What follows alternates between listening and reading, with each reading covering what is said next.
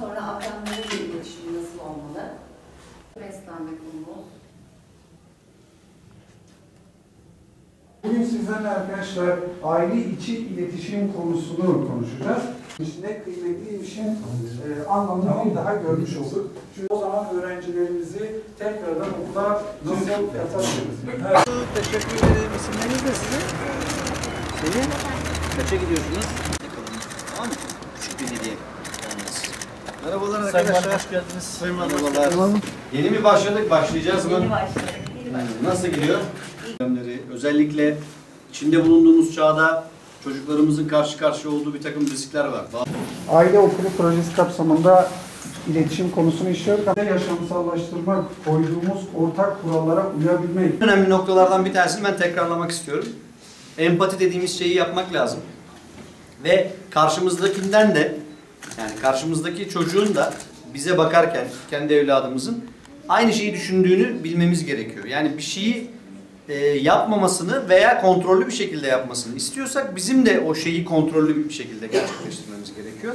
Dünya arasında, gerçek etraflarındaki insanlar arasındaki iletişimin kopması, hatta birbirlerinin arasındaki iletişimin kopması. Bir dönem sanal ortam üzerinden gerçekleştiriliyor.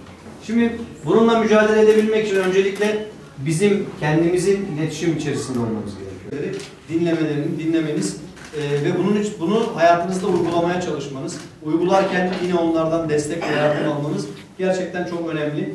Aile okulu projesi geçtiğimiz yaz başlayan ve özellikle dünyadaki yeni teknolojik ve sosyal gelişmeler ışığında çocuklarımızın, ailelerimizin karşı karşıya kaldığı bir takım tehditleri, bir takım riskleri bertaraf etmek amacıyla özellikle Covid-19 salgını sonrasında iyice belirginleşen çocuklarımızın iletişimle ilgili problemleri, çocuklarımızın özellikle başarı ve gelecek stresiyle baş edebilme noktasındaki sıkıntıları, yine inanılmaz derecede yaygınlaşan teknoloji ve iletişim teknolojisi özellikle bu konulardaki yanlış kullanımların önüne geçebilmeleri, bunlarla mücadele edebilmeleri için ailelerin de karşı karşıya kaldığı sorunları aktarabilecekleri ve bununla ilgili doğru tavsiyeler alabilecekleri bir mekanizma oluşturmak için geliştirilmiş bir proje.